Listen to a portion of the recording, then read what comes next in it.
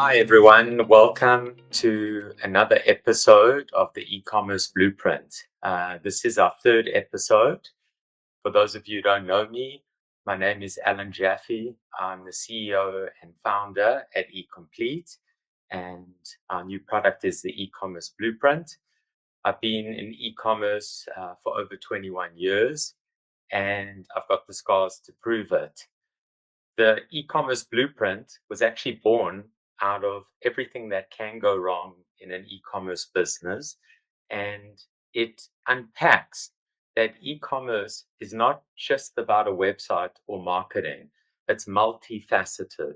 And in our blueprint, we've developed close to 400 variables that impact your conversion, your traffic, and most importantly, your customer experience, which leads to customer retention. And while talking about this topic, the key thing is that if one pillar breaks, so does the wheel. Something that is often overlooked from my experience is what I refer to as the unsung hero of e-commerce. It's something so important, and it's something that if it goes wrong, the ramifications are going to be massive. What we're talking about today is inventory management, price management, order management, and also sales channel management. From my experience, I've been around over Black Fridays where uh, a site sends the wrong pricing, sends zero rand or dollar pricing, or sends the wrong stock, which can have different implications. So we can have a scenario where we sell something, and when it gets to fulfillment, the item doesn't exist, or an item that is actually sellable is not available. So these things are very, very, very important in an e-commerce business that can have severe customer ramifications, financial losses. And in my journey, when I first started this, I had no idea how to solve this. And that's where I met Chris from Stock2Shop. So I'm very, very excited to introduce Chris. We've known each other for around 10 years. So let's add Chris to the stage. Chris, welcome. Lovely to have you here today. Hi, Alan. Yes, thank you. It's a pleasure to be on your show. It's been some time that we've been working together. Awesome. So maybe just getting into this. As I discussed a little bit earlier, we had these scenarios where we were trying to solve e-commerce sort of inventory and pricing issues. And I think when I first met Chris, I didn't really understand his product. But once I sort of understood the product, and for me, something that is so important in e-commerce is WYSIWYG. What you see is what you get. And when I first met Chris, I had a few e-commerce brands that we were selling, and we were plagued by the issues that or that I'd listed a little bit earlier. And Chris came in, we partnered together, and we started working on some very big retailers. And for me, the complexity that happens is ERPs. There are so many different ERPs out there. And for me, the challenge was how do we get these ERPs integrated and how do we solve this problem? And maybe just, Chris, be very interesting just for everyone, just to explain like a little bit about Stock2Shop. I mean, something that I've often wondered, how did you get into a business like this? And just maybe giving a little more overview of Stock2Shop. Sure. So we started about 8 years ago. I was running a software development house before that, and one of the products we were working on was a real-time availability of accommodation. It was for one of Africa's largest booking providers for accommodation. And I thought, well, what about real-time availability of product? So in other words, you have a particular product that you need to sell. How do you know that you've got enough of it and that you can order it? So that's kind of where it started. we identified the need for integration to distributed systems in the e-commerce space because everybody was running some shopping cart. They were internally running their own ERP or system to manage their business, traditional business. Maybe they were running a warehouse management solution. And none of these systems spoke to each other. So there was obviously a need for automation to reduce errors and to reduce time and costs, and most importantly, to make sure that the customer actually got the product that he was expecting to get, and that the stock was correct and the price was correct. So we started that journey about 8 years ago, sort of 3 staff, a small space. By how times have changed, so we've grown quite nicely. We started first as just controlling stock updates, which I'm sure we'll get to later, explaining all our services, but controlling stock updates to websites and processing orders back to accounting systems. That's kind of what was our first sort of step.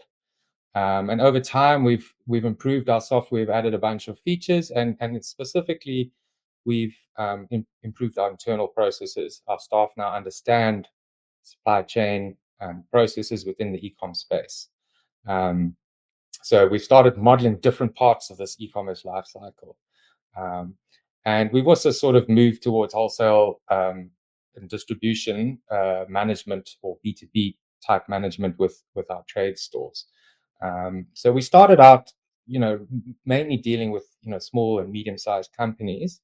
But, as we've grown, we've now sort of moved into enterprise space and continuing to support our medium-sized companies. So we got a nice mix from mom and papa shops to enterprise type clients.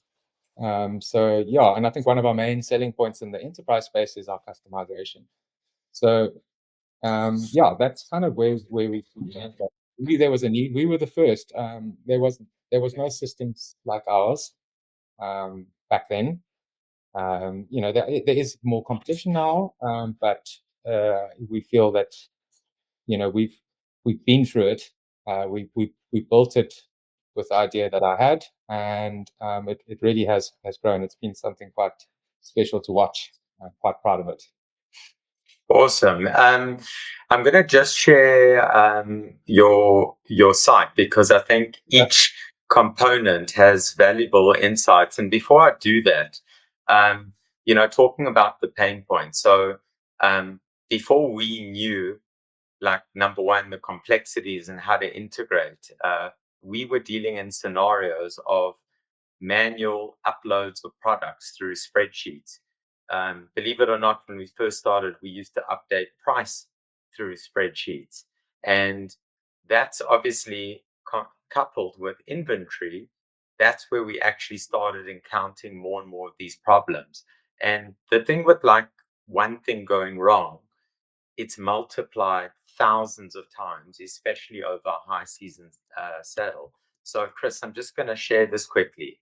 So yeah, maybe let's just stay on this slide quickly. So I think, if we unpack the problems of what happens with a traditional e-commerce site, from what I've seen out there, a lot of people have a direct integration from an accounting system straight to a website. And I think, if we understand what Stock2Shop is, it's the sort of glue and middleware between all the different systems. And, maybe let's talk about what can go wrong. So ERP has price, and ERP wants to update price to the website. Let's talk about what has gone wrong. I've got many war stories, but just from you, I mean, what can go wrong? Yeah. So, I mean, taking a step back, I think the most sort of fundamental thing to think about is, in most of our integrations, these are existing businesses. They have a specific way of doing things. They already have systems in place. Some of these are large businesses. So you can't just go and change the processes that they do because you're adding an additional sales channel, which is a website, as opposed to brick and mortar or some other distribution channel that's a more traditional commerce. So that they run their system in in a way. And then to try and get that change to happen is hugely costly. So, what we do is we try and let them carry on running the business the way that they want to. And we try and extract the information out of their existing systems to tell the website what's available to sell and to help take orders and transactional information and put it back into the financial systems that they're currently using so they can execute on orders the same way that they would normally do. So that's kind of sort of high level of the problems that we solve. I think on our website, we've just got some information just showing the types of things that we do. So streamlining your product information. This is showing us being able to fetch information from different, what we call sources, a source of information. So we might fetch information from a product information management system that's called a PIM. That might have things like images and nice descriptions of your products. And Chris, just to comment on that. So the previous episode, we had Alvaro from Sales Layer talking about this. And one key thing that I must mention is we love Sales Layer and we love Stock2Shop. But a couple years ago, we had a scenario of two different systems trying to talk to a website. And Chris's famous saying that he said to me is you always need to have one source of truth, which I think he drilled into my mind. But out there, another big problem that we've seen in the industry is that people are either using a PIM or they're using the more painful method of uploading a spreadsheet. And there are things that can go wrong with uploading products that don't have inventory and price, which can activate a 0 Rand product. So one key thing just to point out is eComplete with Stock2Shop and Sales Layer have developed an integration to allow almost like a choreography how product master data hits the site and Stock2Shop does the magic behind to activate it. So I just wanted to tell everyone that part. Over back to you. Sure, yeah. So I think the point of our system and working with you is we're fairly flexible. And I think, like I said, that's a selling point. Unique selling point is that we can customize. So if you have a different workflow, for example, let's pull the information in from Sales Layer, which has some really nice product enriched data. Let's get financial data from the ERP. When somebody goes and changes the price of a product internally on an ERP, the website's got to know about it. The sales reps have got to know about it. The brick and mortar stores have got to know about it. So we automate that process. Or, for example, in the warehouse, this could be their own internal warehouse. In some cases, we deal with 3PLs, which is like a separate company that would store and deliver products on your behalf, or what we call a WMS, a warehouse management system. So there we can pull just the stock information. So we kind of pull it from different places, aggregate it, and then we tell the website, the marketplace, the B2B store or drop shippers, here's your product information. This is what you can sell. This is how many units of stock are available. And this is at what price you must sell it for. So I think that's to your point. It is flexible. Yeah. Some people and Chris, have a very simple process. So for example, you might have somebody that has a warehouse and they have a location inside their warehouse, which is for e-com, and they put their stock all nice and separate in there. And they change it very seldom. And they only have one warehouse and they only have one website. They don't sell it anywhere else. So they might have a very simple workflow, which we can model. Then you might have people with multiple warehouses, different team doing the product information management, a different team managing the accounts and finances, et cetera, that we're dealing with. So yeah, I want to just go back to your earlier point. Financial management of any retail business is probably the most important aspect. And to Chris's earlier point, businesses operate in a specific fashion and a different way across all industries and businesses. And when we look at e-commerce, yeah, exactly. And when we look at e-commerce, what often happens is they try to just say, well, we run it this way in retail, online must run this way as well. And I'll give you a famous example with Chris and I is, without mentioning the client, but the client has a promotion in store, which is buy two and get the third item free. Now, it sounds pretty basic, but it's not, because each item needs a monetary value assigned to it, meaning divide by three. But what happens when you divide by three? You have a 1 cent anomaly. And these are the things that people don't often encounter, but that are present. Long story short, this is something we've solved together, because the financial management, the inventory data in the ERP, not only going out to the website, but what comes back is critical. And I think there's no one size fits all with this. And to Chris's point about being flexible and adaptable, if you don't have that, and you are like the oak tree, you will break. If you are like the bamboo, you will bend with the wind. That's my analogy for the day, Chris. Yeah, I mean um, the the buy one get one free is a great example. There's some clients will say from an accounting perspective, it's a free product. Some will say no, but we need to provide a value to it because we need to report on it that way, or we need to spread that discount across the products. There's many different ways. And then we have the customization to say, oh, well, for this particular client, let's change the algorithm for how we raise that invoice or sales order into their accounting system. So, yeah. And that's kind of bringing to the point of the automate orders and fulfillments. There's another leg that we also deal with. And there's actually several other legs over and above this, which we'll get to later. But we receive an order from what we call a sales channel. So that could be a marketplace, whether it's Amazon or some other large marketplace, e-commerce shopping cart, Shopify, Magento, WooCommerce, etc. Trade store, which is our own solution for wholesale and distribution, where customers can order, or drop shippers that receive the order, and then we would financially account for the order and fulfill it. A fulfillment is basically an outbound order to a warehouse to tell them, go pick, pack, and distribute these goods. It could be a 3PL solution, in other words, somebody doing it on your behalf, or your own warehouse management solution. Then there's another leg where the warehouse says, yes, I've got this product and I'm shipping it, and here's the courier information, here's the weighable, here's the tracking information, this is how far it is. We would then send that information back to the website to tell them, to tell the customer, where their order is, and to let them know what the process is. We also have generated more. We've modeled more on the e-commerce transaction that's not in these diagrams. That's around returns, returns management, credit notes.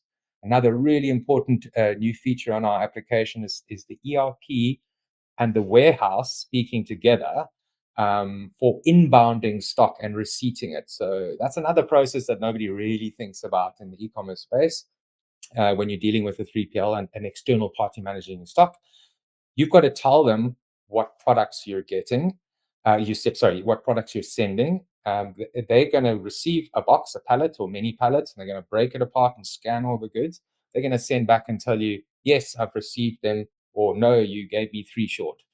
And we are then going to let the ERP know that it's been receipted. So there's sort of movement in and out of warehouses that's outside of the e-commerce space that we're now modeling, which I think is a huge benefit, because that's a massively manual process, especially with high volume systems. Yeah. And Chris, like, that actually just got me thinking, which is, like, we talk about traditional way of solving the problem, but something from my experience, and obviously you as well, is there's always an integration, often from the ERP directly to the website. But this, for me, is the single biggest problem statement that Stock2Shop has solved for us. It's exception management.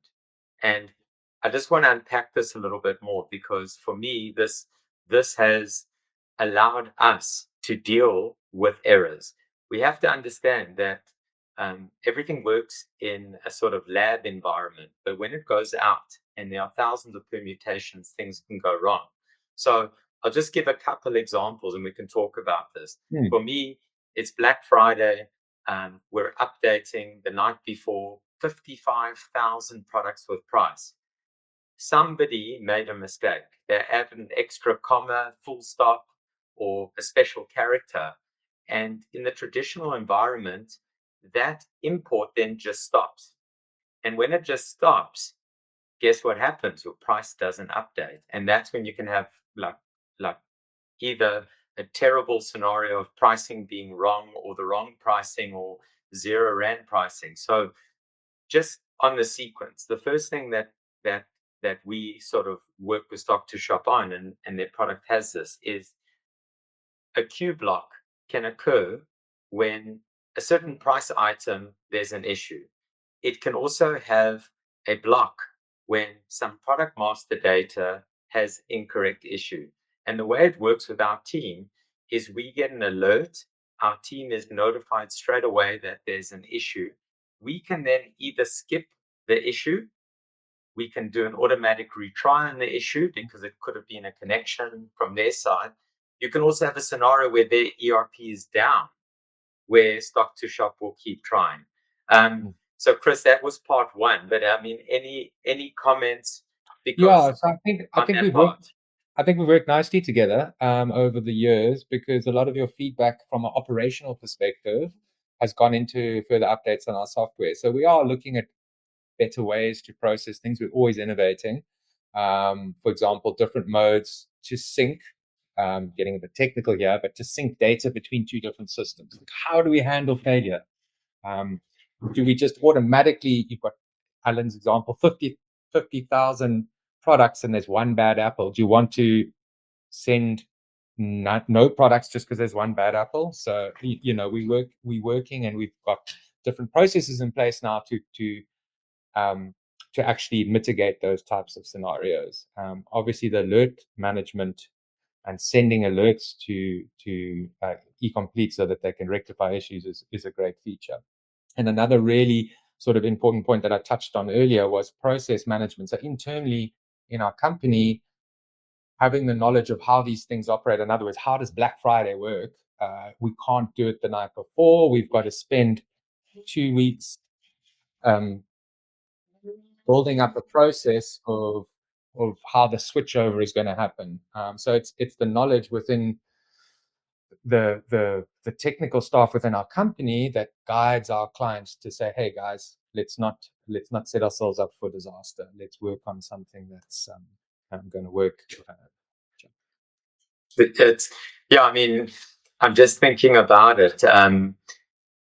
We like another big thing that we've encountered as well is there's such a fine line of balancing true inventory parity. And I'll give you some examples of scenarios we've been through, because this podcast should be called Battle Scars.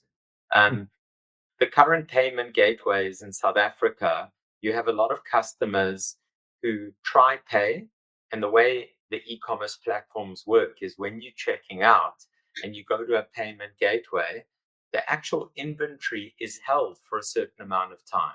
And after a certain amount of time, whether it's 10, 15 minutes, and the order's cancelled, it goes back into inventory. So when you have sort of inventory between warehouse and website, and these little things happening, you are going to have oversells. That is one scenario we've dealt with. We have customers, or should I say our customers, who use an autocomplete on checkout, and they, by mistake, have used their UK address. Stock2Shop can actually block, when I say block, detect there's an error with the order, that the warehouse, if we're using an external 3PL, has rejected it. We can then go fix the specific orders. And another scenario that can happen is our warehouse says we have 5 products, and a customer orders those 5.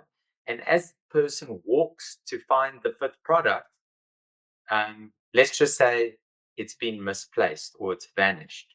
That is what's considered also a short pick, also another scenario that we deal with. And I think just by mentioning all these different things that can go wrong, we've had scenarios, and maybe it's worth just discussing the sequence. Is Mm. that when an order comes in, um, it it is checking availability, but most importantly, the financial transaction has to register with a handshake with the ERP.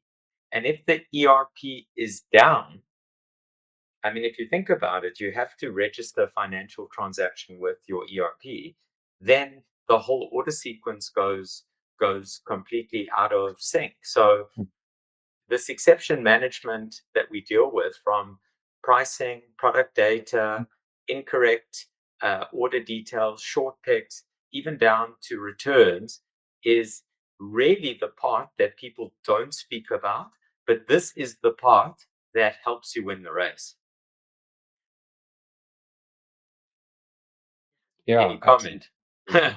Yeah, yeah. I think hold on. One thing I can say for sure is that everybody's needs are different when it comes to inventory control. Really depends on physically how their inventory is set up and how their warehouse processes work and how they've identified stock to sell online. There's always one thing is for sure. There's always going to be edge cases, and our job is to limit the amount of edge cases we encounter.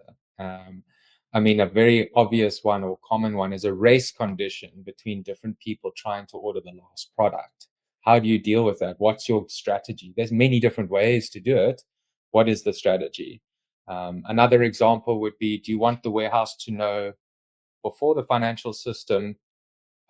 We have one client like that, actually. We have several like that. They want the warehouse to process the order prior to the financial side being dealt with. And if the order is short picked because there's a product that's gone missing, then they don't want to financially add the order, because then they would need to create a credit note and there's additional administration around that. So they have got some other process. So we can handle that.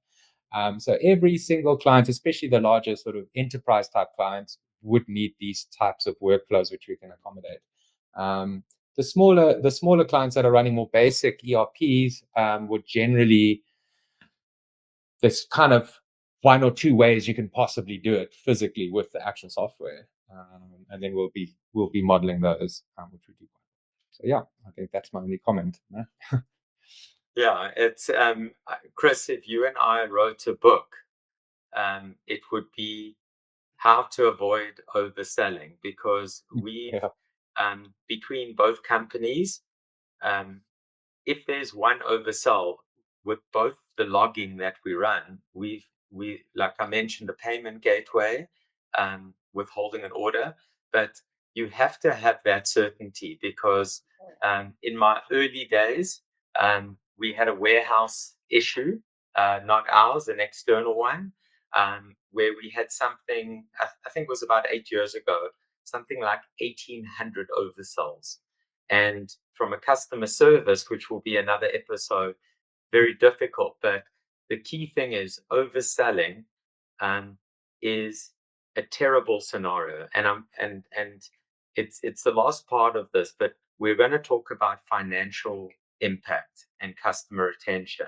So in a scenario where you oversell, what typically happens is a customer saw something, wanted to buy it, paid for it, but then the warehouse is dealing with the scenario that they can't find the item. What's going to happen with that scenario? It's going to cause big delays, and it's actually going to, if not dealt with correctly, cause you to lose a customer. So for me, that's a very, very big scenario. We've seen scenarios, and I just want to say, like, it's something we have developed with Stock2Shop as well, is Stock2Shop has rules. So for example, if you have a scenario like that, something has been inbounded to a warehouse that was a sample, just say with a code, it can appear on the website for free and customers can buy it. So one of the rules that we have is, if it doesn't have, for example, an image or a description, or most importantly, a price, there are controls in place to stop it. And yeah, I mean, just talking, like, for if somebody, for example, had the wrong an issue with their delivery address that wasn't recognized, it's going to cause delays. So if we look at why we have brought this into the e-commerce blueprint, is because this is not about like technology. This is about the customer, and the customer expects like what they see to buy to be available and to be delivered in a quick sort of time zone. So if we look at sort of stock to shop and the product, for me that is the most important, is making sure that it runs streamlined. And um, there are now new scenarios because retailers, and this is more future, but we have done this, where retailers may pick from store. And picking from store and having a decentralized sort of inventory model is actually the way of the future. It's happening globally and it's starting to happen more and more. But there are also challenges with that. For example, one item was unavailable, even though it was available 4 minutes ago, the customers just bought it. So there's tech and sort of processes, as Chris referenced them, where we can credit note the customer, notify them. I think customers understand that sometimes things can go wrong, but where customers are less forgiving is when you don't deal with the problem quick enough and in the correct manner. So once you have awareness and you have a process, you can solve it.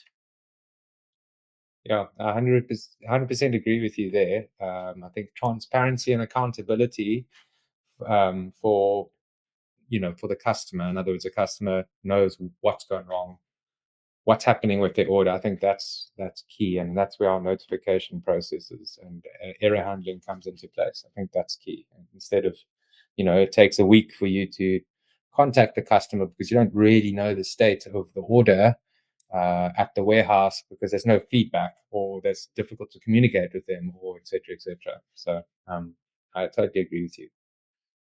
And then just wrapping up, but a few other things.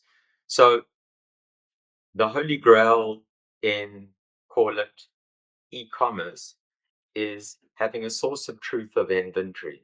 And when you have a source of truth of inventory, the possibilities are endless.